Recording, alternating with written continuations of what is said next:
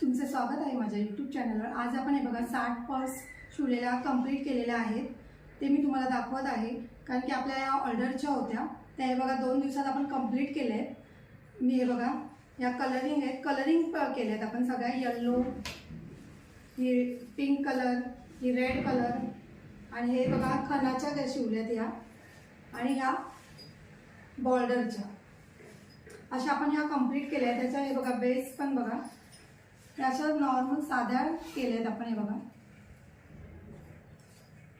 ह्याची स्टिचिंग आणि कटिंग मी दाखवलेलीच आहे यूट्यूबला, तुम्ही बघा।